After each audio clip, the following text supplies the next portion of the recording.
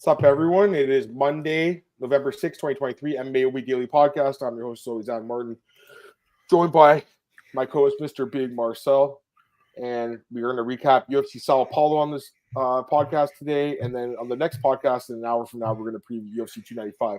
Now, Marcel, before I get into anything today, just want to see how you're doing, man. It's been a week since we chatted. How you doing, brother? How's Audiax today? They win or no? Yeah, we won 2 in a row, so we're now 11th in the league, so at least not 18th anymore. But yeah, we won twice in a row, so that's good. Yeah, doing well, man. Some fight announcements, man. How are you doing? I'm pretty sure you got a hard-on boner when you saw that main event announced for Toronto. How did you know? No, seriously though. I'm fucking pumped, guys. Yeah, it's the first time in history that Adam got a boner of 2 men. So, you know what, dude? No, I was with my friend, right? I was with my best buddy, and we actually were. He came down to Vegas with me for 290, so he saw Duplessis knock out Whitaker too. Yeah, and I was there obviously as well, guys. Right? So like, me and my buddy, I'm like, dude, and he's like on the phone. He was typing some important email. I'm like, dude, put your phone down. Look at my phone. He's like, what? I'm like, look. He's like, holy shit. So like, dude, all my buddies are texting me today. Like, they're like, holy fuck, look at this main event. Like, man, awesome main event. Like, this is like, I'm not saying anything wrong with it because the rumor was all that Ariel said that's wrong 24 hours later, but Oliveira and Islam too. I was like, okay. I'm like, I'll take it. Like, I'm not gonna, it's a good fight, but like, and then they announced Buena Silva and Pennington. I might be like one of the only people that was like actually excited for that. I actually think that's a good fight. But dude, when I heard the news today that Strickland was fighting Duplessis, like, you're right. That red rocket shot right up, bro. Like, buddy, I mean, what a fight, man. Go ahead. Yeah. Dude, if you were excited for Pennington Mara Bueno, you probably deserve to have Zhang versus Jan on that card as well, instead of Strickland. It went from this to this, I'll just say that. But yeah, I mean, like, I'm fucking, dude, couldn't think of a better main event. I was talking to James and Cole, like, we're all pumped. Everyone's pumped. All my buddies are pumped. Like, it's just an exciting fight, and everyone likes like Strickland. I think right now, to be honest, like, Strickland's, like, he has the potential to be a big star because he's unfiltered, right? He talks as much shit as he wants. He doesn't care what he says. He doesn't care if he gets in trouble. It's like, to be honest, Marcel, don't you wish you could be like him where you could say anything the fuck you wanted? Because trust me, I'd have a lot more to say. I don't want to lose my job. You know what I mean? And then obviously Duplessis. I mean, I've been high on the guy for a while. And when he knocked out Whitaker in Vegas, I was like, holy shit, this guy's legit. Because I was there. He fucking mauled him. So, man, I mean, honestly, like, I don't even really care what the rest of the card looks like. Like, what a fucking main event, Marcel. So, brother, I'm pumped. I'm pumped, brother. What can I say? There's those 2 other fights announced. Volkanovski to Poirier. Yeah, it's a good one as well. Where's 298? What city? I don't know. I've heard Phoenix at first, but then it kind of went still. And I think that they want to do it in Phoenix when Sean was actually supposed to be on that card, right? That's so I don't know if they. Yeah. I think 299 probably in Vegas and T-Mobile Arena. Yeah. Well, I was thinking they're going to do Sean and Bear in Phoenix because that's the 299 card. They also announced that today, guys. Like, we got 3 huge fight announcements today. I mean, like, it doesn't really get much better than that. You know what I mean? So I'm pretty excited, Marcel. I'm not going to lie. But I think all the fights are good. All right, let's get some comments. Then we'll get into the UFC Sao Paulo recap. We'll get on the show on the way, boys. Hype, what's up, brother? Joe, what's up, man? Go Eagles. I mean, you guys are doing good. Octagon updates, what's up, brother? Pato, what's up, man? Good afternoon, guys. What hours in your country? Right now it's 5 p.m. for me. I think it's, what time is it for you? 11 p.m. Yeah, we're 5 p.m. right now. The time changed on Sunday, I think I want to say, and then it kind of fucks you up for like the first day. I find it, anyways. A lot of people are saying it's unhealthy for you. Like, I feel fine now the next day, but like yesterday was kind of a weird day. It felt kind of weird. Okay, nice. Zach, what's up, man? Zach, listen, brother. I was gonna go to the card either way, obviously, man. I mean, I haven't missed. I've been to every Toronto card. I'm never gonna miss one as long as I'm fucking Marcel. Even if like you could chop off my legs, I could still like somehow make it there in a wheelchair. I'll go. You know what I mean? Like, I'll go to every card ever in Toronto, man. I'll tell you that right now. I've been to, like, I think there's been like probably 6 of them, maybe. And like, let me try to think. There's 129, 140, 152, 165, and then there was, I can't remember the one with Pettis and was that 217 or something? I don't remember what that was. Adam in a wheelchair. He can't gonna go anywhere. He said on the streets, bring me to the Scotia Bakery. That's so funny. No, 217 was Bisming and Let me see how many were there. I want to see how many there were though, just to make sure, because I've been to all of them. Probably been like I would say 6 or 7. I'll say 7. Let me double check how many it's been. Okay, Holloway I think was 231. I went to that. 206 was Holloway Pettis, so that one. 165. That's 3. Jones Gustafson. 152. Jones Belfort. 140. Jones Machida, and 129. Shields St. Pierre, and then this would be the 7th. So this is the 7th event in Toronto. I've been all Shields St. Pierre. That was that massive event, right? There was 55,724 people at Rogers Center. That's where like the Blue Jays play, the baseball team. Dude, that was crazy. Like of all the cards were good. The best fight was Gus and Jones, but the best overall card was the first one. It was fucking insane, dude. I can't believe it was 12 years ago, 12 and a half years ago. Yeah. I mean, did they also give 129K bonuses for the Oh yeah, dude. I mean, they used to give out more bonuses. Like even I'm looking at the list of events. Like the one with Sanchez and Campman, that was like 2 events before that. Marcel, they gave them 160,000 each. Like it's just sad the way the bonuses have gone down over the years. But I digress. Let's get back to the comments here, guys. Jan and Rakic should be added to the card. Where's Krylov? I don't know where Krylov is. Trudeau should attend the first. I hope Trudeau goes. I mean, I don't know. Hopefully. He was at LA. Did you hear that, Marcel? Los Angeles? The thing is, like, fighters said all the time, certain places, it's like with the December 2nd. That guy says Austin. The other guy says, what was that? Minneapolis. Yep. Then I hear Las Vegas. So, I mean, I never go with what a fighter says. I want to see it for myself to be sure, because it's always like, unless the UFC announces it, it's not 100% the location. You know what I mean? Yeah. No, fair enough. Bircher, what's up, man? There you go. Bircher, where's he? Belgium or is he in? Yeah, it's Belgium. Yeah. Belgium. Well, he's the same time as you then, I think, right? Yeah, 11? of course. Yeah.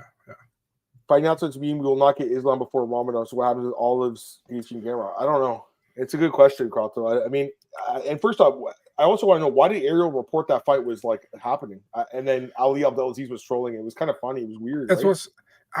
I felt like, and I don't know if it's true, man, but it kind of felt like that he tweeted it out to be like, to get like under somebody's skin, and then he got the reaction, and then he said something back. It also so really weird. I don't know if you saw that with him and Chael earlier. Yeah, I saw that. It was very. Is that fake though? Is that them just? I don't know, but he did. I mean, people were like 10-7 Ariel. I was like, doesn't really come good off that. To be honest, I thought Chael was winning that argument. Whatever. Yeah, but also like where he says like, can you say that to my face, grow some balls? I was like, dude, come on, man. I mean, and I have nothing against Ariel, but it seems like doesn't respect some of the fighters, which is weird. Yeah, it's just super weird, I mean, and he's like blowing the horn that Francis for a week now. I'm like, dude, almost everybody is happy for Francis that he made bank, that he did well in boxing, I mean, I'm sure you're happy he did well. I'm happy he did well. So why are we acting like you're the only one we're happy or you're the only one who backed him? We don't see we didn't back them. But I mean, if you ask like 100 people before that fight, who's going to win? 101 people would have said Fury probably, you know what I mean? And that's no disrespect to Ngannou, but you're going to a completely different sport, in your first pro fight. And that's nothing to have to do with disrespect to Ngannou. It's like kind of weird, I have nothing against Ariel again, but it's like, why does he need to convince the other people that he was the guy who backed Francis? Yeah, it's ego. I don't understand it. He was on the broadcast, so I can kind of like understand why he'd be so gung-ho about it, but again, it's just lame, and everyone can see it from the outside. That's the thing. Everyone can see how lame it's getting, and I don't know. It's just like a bad joke that they keep telling over and over. Okay, we're not Bonfim. I mean, we'll talk about that in a sec. Antoine, what's up, brother? How you doing, man? O'Malley, Berrettini's Aljo gets a rematch. I guess who's Aljo going to fight? If you had to guess, the Hudo rematch? I mean, I don't know. Who's Aljo going to fight? Yeah, that's a good question, man. Maybe he fights Davison Figueiredo if Davison gets past front. I think it'd be interesting. I mean, it's possible he could still just wait and then get the winner of that fight. I mean, I don't think so, but Karen's heard someone needs to point. So is Rubeski or Nurullo Aliyev out? Aliyev is out, but he still doesn't have a replacement, Rubeski, but are they trying to keep him on the card? That's the goal. Who's his manager? Rubeski? Who is it? He's with the first round, I think. Okay, what about Aliyev? Who's he with?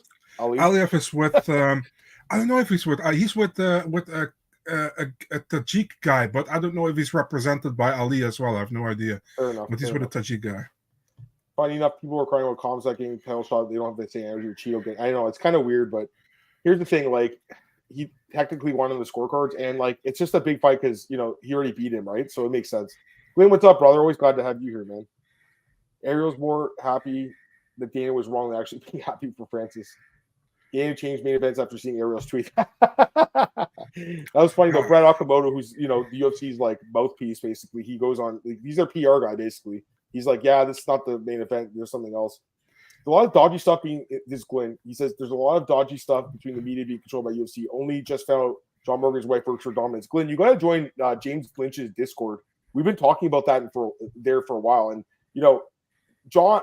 I think everyone respects John Morgan. He's like one of the best journalists, and I've met him, and he's a great dude. Like I have no issue with John, but John is someone that's pretty close to Ali. I would say Marcel, and he's been getting scoops and stuff from him for years. I think we all know that, right? So, but again, that's part of the game. You have to make relationships like that. So I think there's nothing wrong with it unless you confirm it with the other side as well. You know what I mean? So it's just that Ali's such a fucking asshole. That's the difference. You know what I mean? It's not like it's Ruby, like a good guy like that, or like these other guys. The funny thing is, I never interacted with Ali. Actually, I never talked to him one-on-one. Also, not via whatever, Yeah. So I mean, I've never had bad things with him, but he has so many.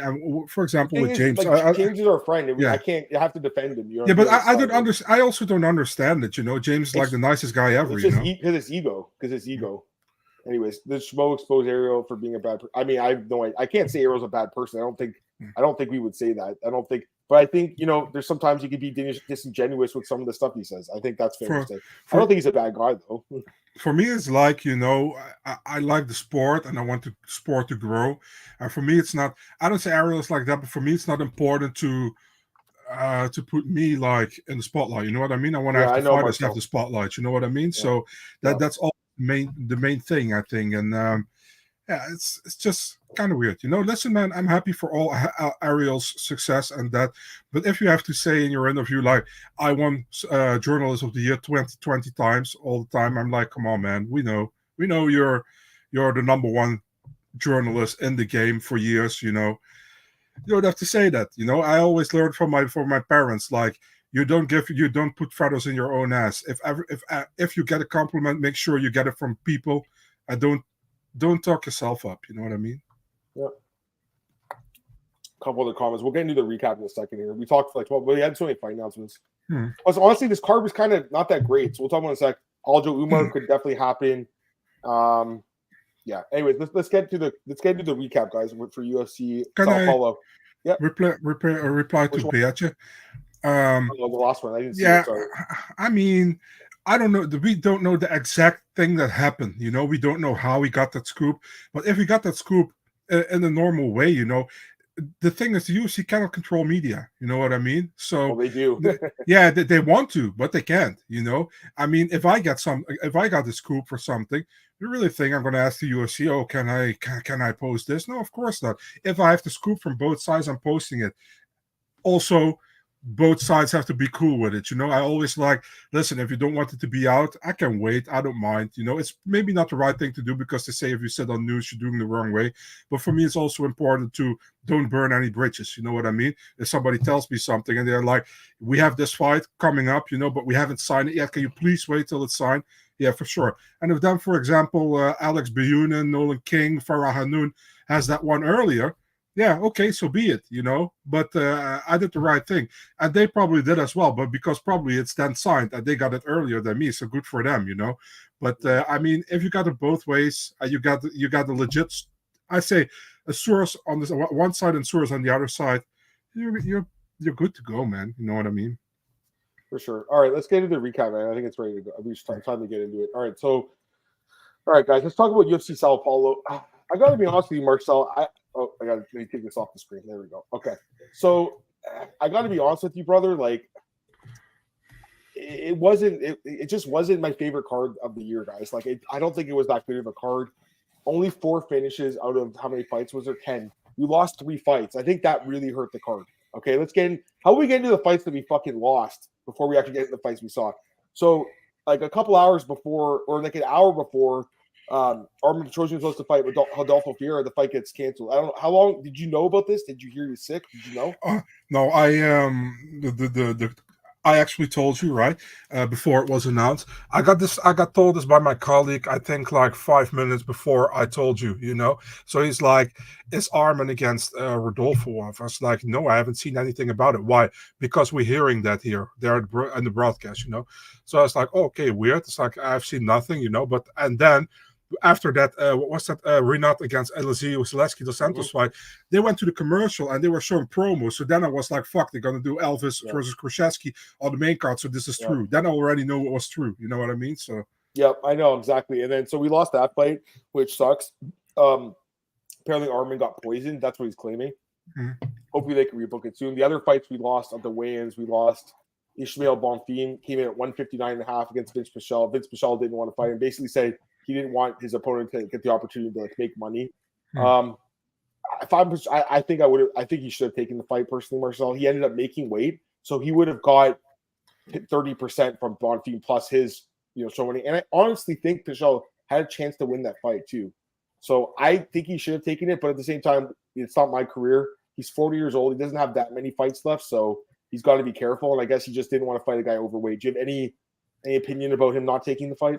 I mean, I can respect it. On the other side, of course, you want to see the fight, but take in mind he is 40 plus. Yeah. He made weight on the second attempt, so he basically made weight. His opponent was overrated. You're overrated, not overrated, but overweighted. You're in a foreign country fighting the local favorite, pretty much. Overweight, and most likely the fight goes to a decision. I think. So if that's a close fight, you don't know what's going to happen. You know what I mean? So I understand how he thinks about it. Would I fight? I don't know. I'm not a fighter, So I respect his choice, but I mean, it's what. Listen, man. The first fault is by Bonfim not making weight, So that's how. 100%. It's his fault. I mean, I'm just saying, like, when he made weight, because Pichel also missed weight on his first attempt, then he made weight the second attempt. I just thought that because he did that, he would get the 30%. That's why he did. Because remember Tim Means? I can't remember who he fought. But Tim Means fought someone. He came in like half a pound over, and then he cut the weight, and then he got the guy's 20% at the end, right? And still beat him, I think. So, and then the other fight was Daniel Marcos and Daniel Santos. Was that the fight? No, sorry. Sorry, I don't know why I said that. Daniel Marcos and was it Marcos? Yeah, and Victor Hugo, the replacement. What happened there? Yeah, Hugo was also too heavy, and he didn't look good on the weight on the scale, I think. So. They pulled that fight as well. Yeah, I mean, they actually pulled that fight, I think. That's why I'm asking, like, was he sick? I guess so, eh? He must have I think they pulled that fight, yeah. Yeah. So, Glenn thinks, don't accept the weight bully. Yeah, I understand. I think Pichel has said that he's going to get a fight book soon, so he must have talked to the UFC. Maybe he got a show money or something, or a portion of it. Like, maybe he got a little bit of money. I don't know. Listen, at least he got a trip down to Brazil. He got a trip down to Brazil. He didn't fight, though, so. But anyways, all right, let's get into the card. Let's start with the main event, Marcel. Jailton Almeida defeats Derrick Lewis by unanimous decision. I mean, like, come on. How did this fight go 5 rounds? Okay, I have 2 thoughts about the fight. Number one, I mean, obviously it was dominant, right? Like, there's no doubt about that. You look at the numbers, it backs it up. 21 minutes and 10 seconds of ground control. I think that's a record in the heavyweight division. I'm pretty sure it is. So it's like the most ground control. But here's the problem, Marcel. 5-round fight, you went 25 minutes. Jailton Almeida only landed 38 significant strikes in 5 rounds. Okay? And in the 5th round, Marcel, he had 3 minutes and 55 seconds of control time. You know how many strikes he landed? Significant strikes he landed? 0. He landed 0 significant strikes in the 5th round. And in the 4th round, he landed 2. It was pretty clear he was just content with going the distance.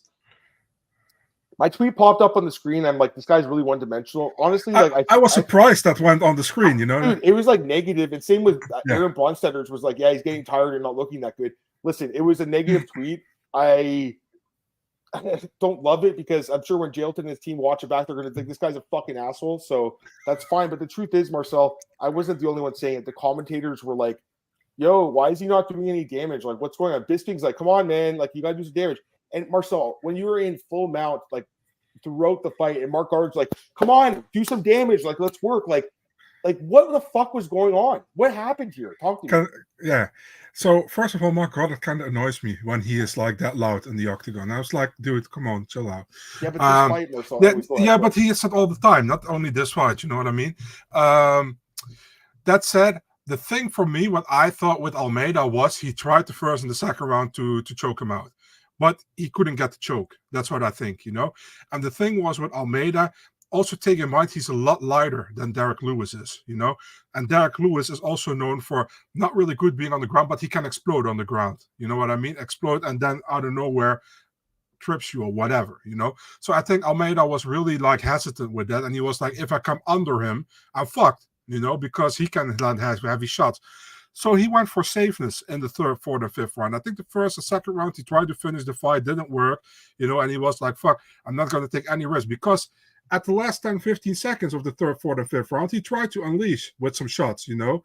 Before that, he didn't, you know. He was just controlling. He was like, fuck, he's not going anywhere, you know. I'm not going to get hit here. I'm not going to get loose. I'm not going to get knocked out in front of my crowd. So that's what happened. Do I like it, what we saw? Of course not. Wasn't a great fight. It wasn't a very fan-friendly fight. But, I mean, can I forgive Almeida for it? Yeah, he fought great fights before that. He finished everybody besides Derrick Lewis. This was a stinker pretty much to watch, you know, but it was dominant. It was dominant. He got 21 minutes of 25 minutes ground control. It was super dominant, but not fun to watch, you know. And the thing is, like, many people going to turn on him for this because of this fight. I'm not going to turn on him, but yeah, many people remember this one, and I'm like, we've seen him fight before in much fun fights, you know, and fights where he actually completely dominated and also finished his opponent in first and second round. So I'm like, maybe he was just very hesitant with the power of Lewis. He was like, I have to keep him under me. He tried to finish him with the choke, didn't work, and with the ground and pound. Maybe he was afraid when he uses ground and pound that he is like he's getting tripped or whatever, you know, and that he comes on his back and he got fucked. I don't know. I'm just saying, you know, maybe, you know. I understand, but like Derrick Lewis is really bad in the ground, man. I mean, I know, but I think he doesn't want to make any risk, and it sucks. I know, but that's what I was feeling. I get what you're saying, but like to me, it's like I know he won, he was dominant. I'm not. He's been. Here's the thing. I'm willing to give him the benefit of the doubt too because his other fights were great, right?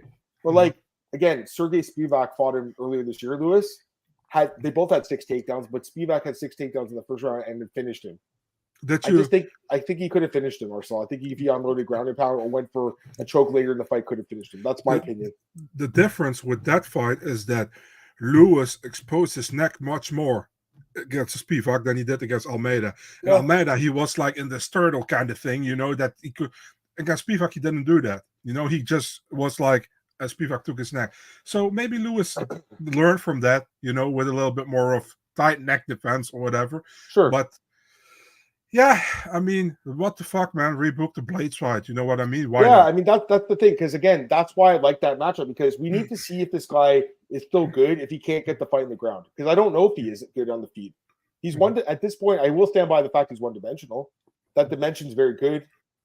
But there's that video, I'm sure you've seen that video floating around where he gets brutally knocked out with like one punch. You've seen that video, right? Yeah, I've seen that. That's what I'm saying. Like, and I know he's probably, you know, and I don't blame him. I mean, I don't want to get knocked out either. Who the fuck does, right? I get it. I'm not saying he fought a dumb fight. He fought a smart fight. But again, Dave Kaplan. Pardon? You say, who the fuck wants to get knocked out? I said Dave Kaplan. Do you remember? Was he on The Ultimate Fighter by Tom Lawler? Yeah. I knew it. I called it. Yeah, man. I mean, like, I just think his stock doesn't really go up at all. I mean, I think it might go down a bit or just stay the same. You know, I think that's why the Blades fight makes sense if they rebook that. And for Lewis too, like coming off that great win over Delima, where he picked up so much like fanfare and like people were back on the hype train because of this fucking terrible fight. Like, you know, again, I guess there's some solace in the fact he didn't get finished like everyone else against Almeida, but. I don't know, man. I just didn't like the fight, Marcel. I just wasn't in this fight. It's very easy. You book Almeida against Blades and you book Lewis against Rosenstruck. It's very easy. You know what I mean? It's not like rocket science. Listen, Almeida asked for Gan. Gan is likely the most winnable fight for him in the top 5, I think, because of the takedowns and the ground control. but he should fight Blades, I think. I think that's the fight I want to see, definitely because Blades has been for years the most dominant wrestler in the division, and Almeida shows that he has a really dominant ground game. I want to see that fight, I think that would have been a much more intriguing fight than this one because, I want to see who's the better wrestler, isn't that... It makes a lot of sense, And I think it's a good fight. Do you think he was lucky that the fight was in Brazil? I think it was in Vegas. They would have stood him up. Exactly, because the audience was still cheering. You know what I mean? If this is in the U.S., it's Mark booing Carter's like getting crazy. off from Mount probably because again, guys, I'm just going by the numbers. He only landed between the last 2 rounds 2 significant strikes. I mean, you heard Bisping and Cruz were like, "What is this guy doing? Like, why is he not going for ground and pound?" It just was weird. Like that's all. But again. He still dominated the fight. There's no doubt about it. All right, let me get some comments here. Knock, what's up, man? May 0 ground and pound. Not in this fight. I mean, didn't he destroy Shamil with ground and pound? Right? Remember, he just unloaded on him? Yeah, he did. Rebook Jailton Blades. What's up, Tristan? I agree. Rematch. Remember when Dana talked about Consports against Rosenstrike? It was better for Jailton that Dana wasn't there. Yeah, it's true. You know what? If this was on a pay-per-view and Dana would have hated this fight. I'll tell you that right now. Hear me out. Your guy, Nicolas versus Jailton. Is Nicolas fighting Johnny Walker in a rematch, or I don't know? That's what I think, but I haven't heard anything. Johnny said he's fighting again. He's fighting in the desert this time, or no? I think Almeida's kind of screwing the top 5. I mean, I think he's good, but we'll see. Because again, he came in I think at 236. He's just a small heavyweight. I still think he could fight at 205. Almeida's cardio looked good considering his grappling. That's true. It did actually hold it up. It's funny. Like I said, Aaron had that tweet where he's like, "I think he's going to gas out and get finished," and later on was like, "Yeah, that was a bad take." But at the time, honestly, it kind of looked like he was getting tired. And then all of a sudden, he picked up that second win. He just has that extra thing. Like when he misses the takedown, he can still make that trip to get that takedown. Like Marcel, his grappling's very good. I think we all know that. But again, how is his striking? How is his ground and pound? None of that stuff looked good. Bro was dominant way. You can't critique and say you should have finished him. Gear, no geek, go roll for yourself. It's not as easy as just getting finished. I mean, I'm not disagreeing with you, bro. Like honestly, I do agree with this guy. I'll say that. Even though it's again not the most positive thing written towards me, I do agree with this to the second part that it's not as easy as just getting the finish. But of course, I do think I can critique him. I think that's fine. I think, like I said, the commentators were too. I don't think me sitting at home can't critique the guy. Just because I'm not a UFC fighter doesn't mean I can't critique, the performance. Listen, he dominated the fight. But the thing is, Marcel, I think if he finished Lewis and it was impressive, it would have given him that opportunity to be like, okay, what do you want? Bisping asked him, what do you want? I'm fighting the winner of Aspinall and Pavlovich in 4 months from now. He can't say that now.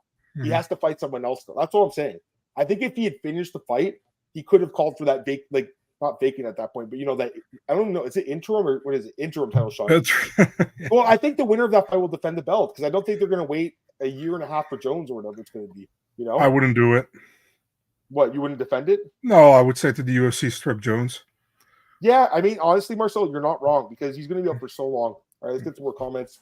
After hearing Lewis went 135 and 50, he was hoping for a ground and pound. That's just too fast. I thought it was weird. He asked the crowd first. He gave him a show.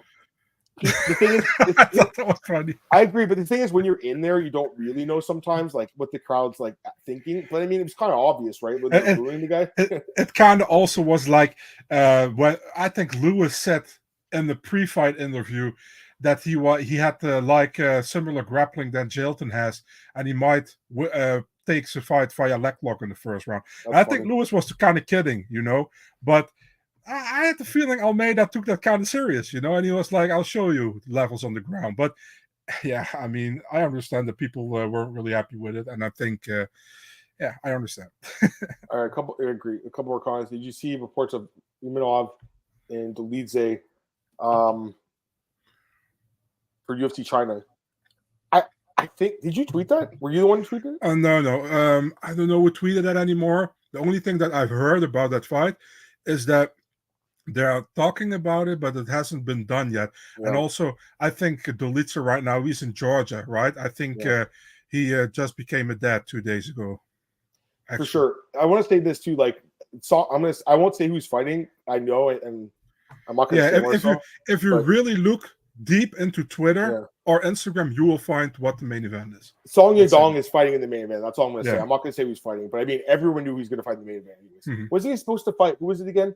The original was What was the plan? Everybody says it's Piotr Jan, but it's actually not true. I thought was that announced ever or no? No, some people announced it, but Piotr Jan never agreed to the fight because he couldn't make it on December, That would have been a good fight. I mean, there's no doubt. Peter's has he lost 3 straight fights or something? Or Sean O'Malley, Marab, and Aljo? Yeah. Oh man, that's crazy. He's so good too. Oh, let's see. Almeida took some heavy ground. He did, but he did well there. Actually, 4 straight, right? 2 times Aljo. Another one was 2 times Aljo, right? Well, he fought Corey in between, right? Oh, Corey, yeah, true. Yeah. If I'm Almeida's team, I'm happy to be going 5 pointing KO. Yeah. You guys like the show, fair enough. Book Jones and BMF belt. Nah, they're not going to do that. But I know what you're saying. Like, they almost need to create a legacy heavyweight title instead, something else, because it just doesn't make sense. Jones is going to keep being on the sidelines for so long. Again, it's not like this was the UFC's fault. It just kind of happened that way. You can critique what you're saying should have finished Lewis as a guaranteed outcome. Everyone gave Jailton his flowers when he finished, but it's a negative. He can't finish Lewis. Again, I get what you're saying, but again, the betting odds too. It's funny. Aaron posted before the fight. He was like, "It's plus 1,200 for the fight going the distance." I think Pato somewhere said that he thinks that Jailton's family smashed that betting line. I mean, I look at the betting lines all the time. I don't remember a fight that's been like that wide for the fight to go the distance. It must have been minus 2,000. That's really high. Usually, even in these heavyweight fights, it's minus 500. Minus 2,000 is almost a lock. So most people thought before that fight, I'm pretty sure weren't the commentators yeah, there's no way this. Didn't Bisping and Cruz say that? Yeah, this fight's not going 5 rounds, and then it did. I don't know. I have the main card. I always have the Dutch commentary on. So it's Marlos Kunin and Gilbert Eichel and Sanders Flick. That's who it is. There you go. All right. Bandina able to finish someone's acceptable, not trying for the finish and complete dominance. I agree. Magic announced Song's fight. Okay, so he announced it. So it's legit, but it's not signed yet. That's all I can say. Can you say the fight? I mean, go to Magic MMA account. You can see it there. I think it's Chris Gutierrez versus Song Yadong. Is that the fight? Yeah. Honestly, I was thinking about that fight today. I think Song wins. And Chris looked great in his last fight, but I don't think he wins that fight. Are we good with the main event? Let's move on now. We only have 9 more fights to go through anyways. Nicolas Dalby, plus 400 underdog, defeats Gabriel Bonfim. Marcel, again, we talked about this. I was like, guys, don't lay the juice on this. Motherfucker, dude. Well, bro, I mean, again, he'd never been distant, right? That's the worry. And he got gassed in the second round, bro. And Dalby's always tough. Always. You know what? I was looking at Dalby's record. He's won 5 of his last 6 fights, right? And if you look at his record, it's he's 9-1-1 or something in his last 10 or 11 fights. He's been hot. He's been red hot since he came back to the UFC. Even when he was in Cage Warriors, we had that bloody fight too. That I think was a no contest against Ross Houston. Yeah, that guy was in Bellator after. Yeah, dude, he's won 4 straight fights. He's been in the UFC for a long time. He's tough as hell. You know what? Again, the card wasn't great, but of all the fights, I guess it deserved fight of the night. Here's what I think happened. I think the best fight was Renat and Zaleski dos Santos. Thank you. Yeah, we'll talk about that. I think so. But the thing was, they didn't want to give up 5 bonuses, so they gave an extra one to Bonfim because Dalby had to get one. So they gave the 3 guys who finishes a bonus. They couldn't give one to Mora because she missed weight.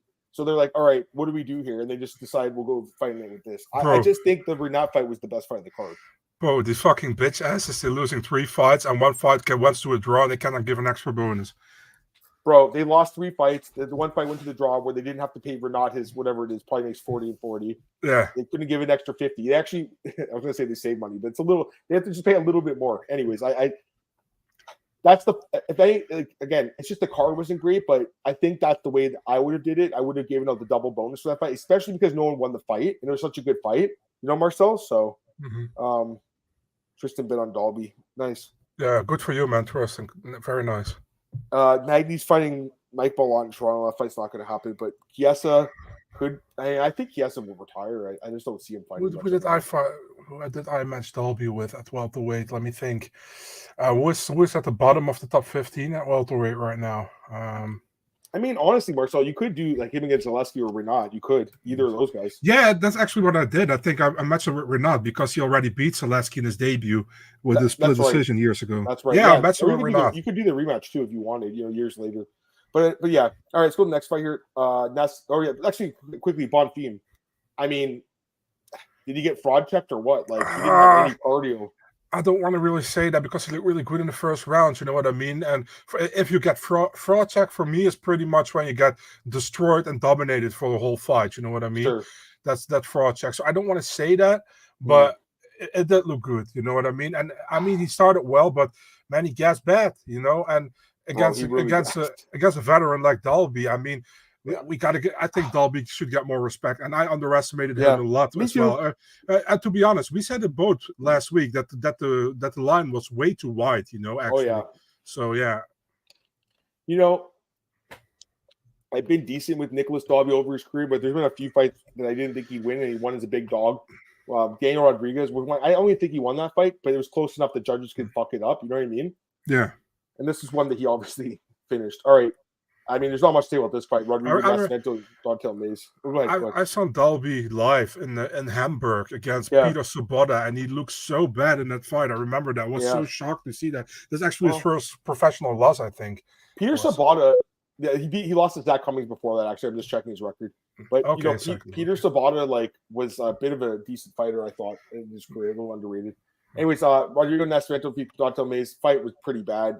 Nascimento definitely won the first 2 rounds. I don't know. There's not much to say about this fight. I mean, why did this fight happen? Again? This card was. I think it was decent until this fight went in between. Such a stinker, dude. I mean, Almeida Lewis wasn't really fan friendly to watch, and that wasn't even the worst heavyweight fight on the card. This one was way worse, in my opinion. Besides the first 3 rounds, 3 minutes of Nascimento trying to finish him. This is like, listen, I have nothing against Mays or Nascimento, but let's be really honest. 1, did we really need to have this rematch again? No. 2, does this belong on the main card? No. 3, does this belong on the prelim? No. 4, do we want to see this fight again? No. He's on a 3-fight win streak, Nascimento, but 2 split decisions. This one was pretty clear that he won, in my opinion. But man, I mean, why does the UFC feel the need all the time to put pretty much top 25 heavyweights on the main card while you have fucking Renat against Zaleski? Brandon Krzyzewski was supposed to be on the prelims. You know, that was a fucking banger. Even Angela Hill, you know, against Denise Gomez deserve more to be on the main card. But Marcel, we know that they always put a really shitty heavyweight fight on the main card. But it's so stupid because you pretty much ruined the card. Because I think until that fight, it was pretty decent, you know. And that fight completely drained the card, in my opinion. I was actually texting with a friend of mine, and I think we both were like, "What the hell are we watching?" You know, why is this on the main card? Do you remember his fight with Augusto Sakai was a co-main event on a Fight Night card earlier this year? Yeah, I mean, the fight with Josh Parisian was. Well, that was the prelim. Bro, I want to know who gets those full hard-ons boners in the UFC from these non-ranked heavyweight fights. I almost feel like Mick's fucking with this at this point, and Sean. You know, I think they're like, okay, let's just go fuck with these fans that are gonna want this fight. By the way, I wanted to say what's up to our boy Ghost. He's here in the chat as well. What's up, man? Kind of move on. Knox right. Let's move on. John Jones trains him really low. Well, that's kind of why I was thinking the guy could win. I'm like, you know, he's actually Jones. But Mace gives a fucking 2 L's in 1 week. He's fighting and he injured Jones. So, I mean... Fuck Dontel Mayes. I don't want to say that, but... No, cut him because he fucked the fight up at the main event. No, I'm kidding. You know what? Listen, the guy's he's an average heavyweight. To be honest with you, Marcel, if this was a 5-round fight, he probably would have won the fight. You know, that's how bad this fight was. Anyways. Praise the Lord, it wasn't the 5th round. Let's move on. Kyle Barallo defeats Abus Magomedov by decision. Again, Abus gasses out again. He was exhausted in the 3rd round, Marcel. Didn't you think that Kyle would finish it with strikes in the 3rd round? I'm going to tell you something really weird. In the certain moment in the 3rd round, I felt like they were so nice to each other. And Kyle actually said after the fight, he's like, that they were trash talking a little bit to each other. But I don't understand. I don't believe that. I felt like that Kyle said to him, like, dude, we'll go to a decision. Let's go. I really felt like he didn't want to finish him because the finish was there. And I think Caio had the chance to finish him there with a choke or whatever. Yeah. But he didn't went for it for some reason, you know? And I had the feeling like he was like content with the decision win. I feel like 1st round, I think Abus did pretty well. He didn't do great, but he did pretty well. He had a beautiful sprawl on the takedown attempt from Barallo. But, I mean, he gassed bad. And in the same in the Strickland fight, it kind of feel like he's giving up. At a certain moment, he feels like, I cannot win this anymore, you know? What can I do, you know? I just don't think he's very good. There's so many of these fans still making excuses for him, saying, you know, he took the fight on short notice. That's why he gassed out. But, like, I don't really see it that way. Bahayo has won 5 straight fights. I like him a lot. Can we get him a ranked opponent for fuck's sakes? Like, what are we waiting for? Match him up with Anthony Fluffy Hernandez, who is number 15. Sure. Why not? Oh, he's 15. Nice. Yeah. So he called Chris Curtis. Yeah, but Chris Curtis is fighting Barrio in Canada. You know? That's right. Sorry, I don't even understand that fight. Like, why is Barrio getting a top 15 guy and this guy can't? It doesn't really make sense to me. Probably because they go to Canada. By the way, what was the original matchup? It was Bahayo and Rusy Boyev. That guy's not ranked either. Like, I don't understand. You know what I mean? It's really weird to me. You know, I think Barrio should fight higher. I think you could fight Jack Hermanson, number 8. Why not? Just let him give him a chance. Yeah, for sure. Look at the top 10. Most of the guys are booked, but Hermanson's I was thinking actually the loser of Paul Craig against Brandon Allen. You could do that, but I mean, I think he's 5-0. He's winning all these fights. I thought he won all 3 rounds. I don't know about you, but I thought he won all 3. I had him 30-27 as well. Yeah. I mean, listen, I know Vittori's ranked high, he's 5th, but like, I actually think Bahayo beats Vittori. Do you think he wins that fight? Yes or no? It's very possible, of course, because that's what I'm saying. I think styles make fights, you know. Exactly, and Booth has lost 2 straight, Joe. He looked good against Stoltzfus in 16 seconds, and again, he usually looks good in the first round. I actually checked the scorecards. 2 of the judges gave him the first round, so I got it. But he gasses every time. Good. I'll cut Abu some slack because he lost to the current champion and to one of the biggest upcoming talents in the division. You know, but that if you are one of those talented guys, you should probably win against Caio, you know, because you can mix in with those talents. And I think Abus is good, but I don't think he's elite, you know what I mean? And I think Caio is also not elite yet, but he can become elite, you know what I mean? So for sure. All right, and then this was supposed to be a prelim, but it ended up opening the main card. Great fight. Elvis Brenner with a brutal knockout over Konya and Krzyzewski. Fucking insane knockout, gets a bonus, 2 straight bonuses for Elvis, 3 straight wins in the UFC. It's crazy because you look at his record and almost all the wins are by submission, right? Now all of a sudden he's a knockout artist. Bro, I really like this guy, man. What do you think, man? He's a fun fighter, you know. He comes from the Charles Oliveira camp, through the box Diego Lima, right? Yep. I mean, it was a fun fight, you know, and Krzyzewski took the fight on 3 or 4 days' notice. Props to him. Was at 165, this one, catch weight. He grazed him pretty much with a shot, you know, to the temple or to the equilibrium when done, and he was out. It was beautiful, well done. I still think the first fight against Tuhugov, he got kind of lucky. I don't think he actually won the fight, but hey, everybody gets a bye sometimes. And the second fight was very impressive against Kutateladze, where he finished the guy. So now a 3rd win in a row. I mean, we can look to Brenner. Maybe I wouldn't give him a rank opponent yet. He's a lightweight, so lightweight is stacked, you know what I mean? But there are a lot of options for him, you know. For example, I would love to see him fight if Jared Gordon gets by Mark Madsen this weekend. I'd love to see that fight. Why not? You know, Jared Gordon is a vet. I'll be honest with you. I'd rather see him fight a striker like Drew Dober, dude. That's what I would It's also okay with me. It's also okay. Or Terrence McKinney, even. Those fights are like very exciting in my opinion. Even the winner of what's that fight, Tadikov and Slavaklaus, that would be a good one too. Any of those fights. I know what you're saying. Like stylistically, to fight a wrestler would be interesting, right? But man, I just think this guy. I think the UFC. You know what's funny, Marcel? When he fought Zubara, we all thought probably lost that decision, and ended up winning a split, and we were like, "Oh, that's a bad decision. This guy's not that good, bro." It's like I'm really glad that he won that fight because now all of a sudden he's a fucking stud, you know. So and same with the Guron fight, huge dog wins. I like this guy. I think he's good. He trains with Oliveira. I think there's a lot to like, and the platinum hair, right? Of course. So rebook him for his rebook because you could do the rebooking. Yeah, so that's the fight. I think. Yeah, under 2.5 was a gift. Oh yeah. And do update predictions for UFC 2 and 300 main. And probably Conor Chandler. Yeah, I mean I'm guessing, right? Conor's going to be the main event. But like, it just doesn't feel like Chandler should get that fight. He's only been in the UFC for a few years. I don't know. Yeah, but the same thing. I mean, you cannot say now he's not going to get that fight anymore. He'll get that fight. He better because he can't wait 2 years not to fight and then not get the fight, right? Imagine. Yeah, they might pay him off. That's the thing. Brendan Klein. Yeah, that's a good fight too. Wait, I thought is Klein at featherweight now, or is he back at lightweight? He's a lightweight now, right? Good question. I think he's at light. He fought Jai Herbert, so this. Yeah, he's at lightweight now. Yeah. We're going to do predictions for 295 for sure. So we have like 10 more minutes here. Poirier tweeted out 300. I don't think he'll fight Conor, but he could definitely be on that card against who should he fight Poirier?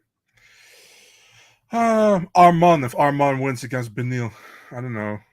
Fiziev out. I'm looking at the rankings. Gaethje's out of the question. RDA maybe. Yeah. I really want to see him fight guys like Arman or Fiziev, you know, because listen, man, I like Poirier a lot, but he's really like in keeping Gaethje, Chandler, that kind of in that triangle, you know, in that square.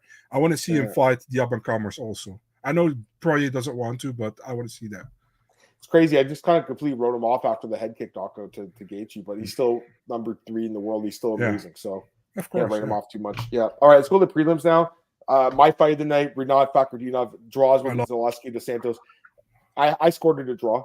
I thought the third round was a 10-8 for Elizo because it wasn't just the fact that he almost finished the fight, but it's like Rinat looked like he was fucking dead. Like it looked like he was done like multiple times. Somehow, man, he just gassed out. I don't know what happened here, Rinat, because I thought he clearly came out of the gate, knocked down Zaleski. A lot of people thought maybe 10-8 in the first round. It's possible. I'm not saying it's not possible. Definitely possible. I went 10-9, but it's possible. I don't think it's the worst score. So you could have a weird scorecard where it was 28-27, right, in this fight, where you have double 10-8 rounds. But for me, it was 10-9, and then the second round, definitely 10-9, and then the third round, again, because he was nearly finished and looked like he was out of the fight several times, I thought that Zaleski had that domination, damage, duration. Like, for me, it was a 10-8, so I think the two judges got it right, but I do think it's a little weird. The one judge who had it for a fighter had it for Zaleski winning the second, third round, because I thought Rinat clearly won the first 2 rounds personally, right? And I thought the question was the first round 10-8. So I thought it was a great fight. I know Bisping wasn't a fan of them like hugging it out, and I think Cruz was like, "Hey man, this is a good fight. They're allowed to do that." And he's like, "Yeah, I know, I'm kidding." I wasn't sure if he was joking when he said that. Because in general, Marcel, I don't like when they hug during when the clock starts because it's like wasting the time. But in a fight like this, like I was cool with it personally. I thought this was a great fight. Tons of respect shown between these two guys, 2 real mixed martial artists. I think his stock goes down, Marcel, personally. I don't think it was a great performance by him outside of that first round. And with Zaleski, though, again, he's very underrated. Like he's 10-3-1 in the UFC. Very good record. Very good fighter. Very good fight. I think it was fight of the night. What do you think? Yeah. Now, every time now I hear Rinat's name, I have to think about Moicano and I start laughing. He's like, he nuts. Rinat. Yeah, I mean, Rinat started really well. He knocked him down. Thought he could finish him. He didn't. First and second round for Rinat to me. Third round, yeah, you can give it a 10-8 to Zaleski. I would 10-8, 10-9. I'm okay with both. I'm not okay with the judge giving it 10-9 the second round to Zaleski, because when I heard it was 29-28, I thought one judge gave 2 rounds to Fakhretdinov and 1 round to Zaleski, but he gave 2 rounds to Zaleski, the idiot. But yeah, I mean, yeah, I'm okay with the draw, and I felt like Rinat and Elizeo both were okay with a draw. I felt like they were like, okay, cool. I don't think they were cool with it after they saw their bank account not getting a win bonus, but in the moment they were cool. At the moment they were cool. A lot of respect between those two, eh? Yeah. I don't even hate a rematch. When you have a good fight like this, a rematch is always fine too. But I think what we said earlier, what was it? Dalby versus Rinat would be really interesting. Actually, I like that fight because again, Dalby, what's he good at? Cardio. What's Rinat apparently bad at? Cardio. Bro, his cardio looked really bad in this fight, Marcel. I don't know what happened. He escaped with a draw. I mean, everybody likes a good rematch. That's why they booked Mace against Nascimento on this card. Poirier and Diaz at 300 since Marcus. That's possible with Conor Chandler. Yeah, it's very possible. Took Zaleski live. I mean, it was worth a shot. Does Rinat's stock drop a little bit? Yeah, I think so. Rinat's a league strike versus a league striker. He's very hittable. He is. Rinat's striking's bad, horrible. Oh wow, Marcus is really critical here. He's too friendly. You know what? I can't really disagree, Marcus. But again, like, it's a good fight too. So if his striking is horrible, he doesn't knock down Zaleski in the first round. Yeah, he caught him there. He had some power, that's for sure. How close was 10-8? Run around 10-8. It was close. I think it was close, but outside that initial burst, I don't think it was 10-8. That's the thing. Whereas with Zaleski, it was like several minutes of like pounding his face in and like thinking like, okay, he's just gonna give up now. Those body kicks were brutal. I mean, Zaleski's good, man. All right, a couple other fights here, Marcel. Vitor Petrino, brutal knockout over Modestas Mikalskis. Holy fuck. This guy's the real deal, man. I mean, this guy's legit. Like, he shows up on the scale looking like a fucking Brazilian, like, war god or something. The guy's in insane shape, ridiculously athletic. Like, and the thing is, in his first 2 fights, Marcel was at his last fight in Brazil against Prachi, or in Vegas against Prachi. shows his wrestling, right? And he's same with the Pleasure Man fight. And now he goes back to striking and brutally knocks this dude out. I really like this guy. I think you give him a top 15 guy personally. I think they should fast track him. What do you think? Yeah, why not? I mean, he looked really good. He knocked him out with one clean punch. Yeah, that was listen. Bukauskas isn't a bad fighter. You know, he's difficult to get out of there. So I mean, that was impressive by Petrino. Also, like it was actually really weird for me that Petrino was on the prelims because in Brazil they had like commercials, and I've seen these commercials, and they were really heavy on Almeida, Borralho, and Petrino. So I expected both guys to be on the main. All Brazilians expected Borralho to be the co-main event. The Bonfim brothers didn't get too much attention in Brazil, actually. So yeah, I think Petrino is good, man. I really like the guy. He showed again what he's capable of. He's good on the ground. I think his stand-up is good as well. So yeah, they have another guy in the light heavyweight division who can go places. And I mean, match him up with fucking Manifield, whoever. You know, it's funny you said that because I was just looking at Dustin Jacoby's page, and he's fighting Manifield. I think the winner of that fight, right? Yeah. I just think this guy's. I think he's really legit, man. I don't know what you guys think. I think he's legit as fuck because he's well rounded. We've seen Marcel. Here's the thing about him: we've seen everything from this guy now. The striking, we've seen the grappling, we've seen submissions, and we've seen cardio too. Like he's good. He's a good prospect. He's 26, I think. 26. I like 26. He's 10-0. I think the UFC found something special with this guy, man. I think he's good. I think he's really good. But this is his showcase fight, right? Like now it's going to be harder. It's going to be harder from now on. Angela Hill gets the upset over Denise Gomes' decision. I thought Gomes won, I think it was the first round, and then Angela just took over as she always does, right? Third round especially, just dominant. Yeah, I mean, she continually, pulls off these upsets. I think you picked her, I'm pretty sure, right? Yeah. Great pick, man. I kind of wrote her off after the Dern fight. I'm like, man, she's looking terrible. And Gomes, coming off that crazy knockout win, but, clearly, again, the cardio. Go ahead. You know what the problem is, man? Gomes is a fun fighter, but I always felt with Gomes that she is like an aggressive fighter early on in the fight. You know what I mean? And you saw that also in her fight with, and that was on short notice against Luma Lukbunmi. She got handled by Luke Boonmi on the ground. Well, Luke Boonmi is not your typical ground fighter. She's more of a striker, So I figured Angela Hill could get some takedowns in as well. First round, actually, Angela Hill, I think she tagged her early in the fight, but Gomez almost finished her in the end of the first round. So I thought that was kind of 50-50 of a round. I think second round was for Hill, and the third round was clearly for Hill. I think she did really well, and Hill is like pretty much what the new Magny is to welterweight, and what Brett Tavares is to middleweight. That's Hill for the strawweight division. Good performance by her, hostile territory, going to Brazil, fighting this girl who has all things with her, got that win over Jasmine Horegi last time out in 20 seconds. Good win, man, for Hill. All respect, I mean, great win. She's won 3-4. The Dern fight went one-sided, but I think it just speaks volumes how good Dern is, and we're going to talk about her in about an hour from now. So let's get some other. Yeah, people are just praising Hill. She looked really good, man. There's no doubt. I think it was one of her better performances in the UFC, personally. Eduardo Mera looked great, but at 1.5, and the girl she's fighting should honestly fight at 105. I did see that. I think you tweeted that Montserrat Caneo is getting a new contract, so she won't be cut.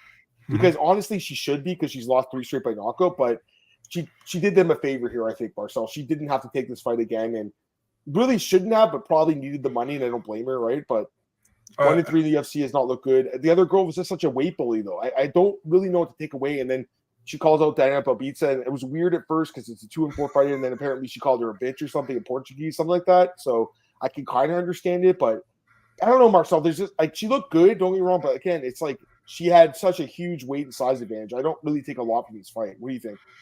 I have to laugh because Montserrat Ruiz, I always say for fun to my friend, a friend of mine, I say Monster Rat, not Montserrat.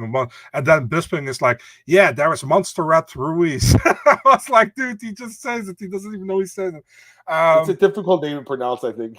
Yeah, of course. But yeah, it's Montserrat, I think, or Montserrat, something. yeah. But Yeah, I feel. Listen, man, Eduarda Maura is a really good fighter. I really like her. I think Yeah. she's amazing, actually. But the thing is, like, she didn't make weight. I think her manager said that she had a period or whatever. Listen, Wait, man. who's her manager? Sorry, who's it? Tiago Okamura. I Okay. think or he didn't say that, but he said it to Guillermo Cruz from MMA Fighting, and MMA Fighting brought that up. So, I mean, yeah. Listen, man, we saw already after 10 seconds what was going to happen. She was way too strong for her. She was like two or three heads shorter than her. She was just stronger, and she finished her. I think the good stoppage by the ref because Montserrat wasn't going anywhere from that place. And the call out for Belbitsa, she actually called out Diana Belbitsa after her Contender Series win. And okay. I think Diana said, like, you just only want a hug or whatever. I'm not going to fight you. You're a hugger, Okay. So, and then Eduarda now won against Conejo Ruiz, and now she's like, I want to fight Belbitsa. So there was a little bit of a backward story to that, On the other side, I'm like, I agree with you. Why would you call out somebody who's in a negative record in the UFC? I understand. On the other side, Belbitsa kind of looked good, man, in that fight against, who was it again? Against Maria Oliveira, I meant, and Carolina was pretty, how do you say that? Pretty Carolina's a tough fight for a lot of people. Yeah. By the way, can we do Carolina against Angela Hill? Carolina Kowalkiewicz against Angela Hill. Has that happened before? I don't think so. So why not? They have to do that fight. Yeah. I would. Go ahead. Now you go ahead. I was looking at the scorecards. One of the judges only gave a 10-9 to Mora in the first round. One of the comments is like, what more do you need for 10? Who's Halison Pontes? Who even is that? I don't know. I don't want to know either. We're 10-8. What else are you going to say? Anything else? Yeah, I think Eduarda is a fun matchup, with a lot of girls at 115. But the thing is, like, next fight, people going to make sure she makes 115, because if she doesn't make 115, she got to move up to 125. Yep. But I give her the benefit of the doubt here. But it looked really bad because Conejo is like almost 5 foot. You know what I mean? 5'1". So it's such a big. If you look at the wins, the size advantage was so much. Like, even if she did make the weight, she was still so much bigger than this. I just don't think we learned a lot. Anyways, last fight. Also, go ahead. Yep. Conejo took the fight on short notice. They also should mention that. Yeah. First fight of the night was Mark DiChiesi defeating Kaue Fernandez by split decision.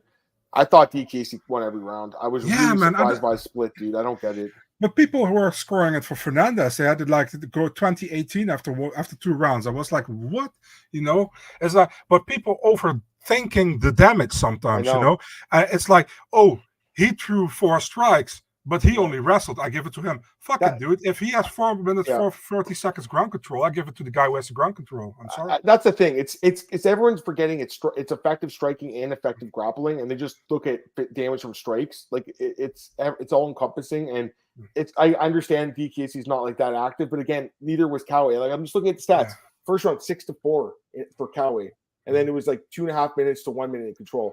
I guess the first round was kind of the round I think you could have given to Kaue, but then second round, it was 10-4 for him in strikes, right? But 3 minutes of control time to 0. Like, we've always scored MMA another way. Why all of a sudden are we like overthinking it? And then the third round clearly DKC won, right? So I'm with you on this one too. I was kind of surprised that what was the judge? Dave Torelli, was that him? Yeah, the one American judge. The American they brought in scored it for the Brazilian dude. That was weird. I got to be honest, Marcel. When I saw this, I was like, "Holy shit, we're gonna see some fucking terrible scorecards tonight." That's what I thought. I'm like, they're gonna rob these American fighters and stuff, man. That's what I thought. Me too. I immediately tweeted out that it was the American judge because when this shit happens, people will say, "Oh, the Brazilians are biased," and sometimes it happens. Don't get me wrong, but that's why I immediately tweeted out like, "Guys, it's the American judge, not the Brazilian one." You know what I mean? So no, completely agreed. Let's just get some comments here at the end, and then we'll end this podcast. We're at 6:00 now. So 1 sec. Have you guys tried Proper Tour DP hot sauce? I think Marcel has. I haven't tried it. You tried it? DP hot sauce. I have all 3. How do you say that? Varieties. Yeah, your varieties. You had the normal one. You got the KO one, and you have the the maple one or whatever. I personally like the maple one the most. It's the most recent one. It has this kind of a cilantro kind of taste to it. It's really nice, and it's pretty hot. But it's not like the KO edition hot, The KO edition, you should be very wary what you put on, and the normal one is just like a hot sauce. But I would, if you can get the maple one, definitely get it. It's very nice. Couple other comments here. I mean, Glenn, you're speaking to the choir. I don't. This scorecard is just bad. It's just a bad scorecard. I thought Canelo was the next Rod Cheeto. Why? Because that fight with Follow Me Home Bitch. Is that what the fight where it came from? Follow Me Home Bitch. Was this the fight? Yeah, the first one. Oh my god. DKC's become he's so boring. He's like watching paint dry. I hope they gave him like someone like Nurullah Aliyev, or did he fight him already? I can't remember. No, someone that can like smash him and out wrestle him and cut him. Yeah, this is a good one. Rafa Garcia. Rafa wins that fight. Rafa's a better fighter. Anyways, I think that's good, guys. So we're gonna end this podcast now. We're gonna get ready for the UFC 295 preview. I can't wait, Marcel. So appreciate everyone joining in. Yeah, we're gonna end this one, guys. Just give me a second here. I'll tweet out the new one. But yeah, a lot of fun recapping UFC Sao Paulo. Give us about 2 minutes, guys. We're gonna preview UFC 295. See you in a minute. Bye.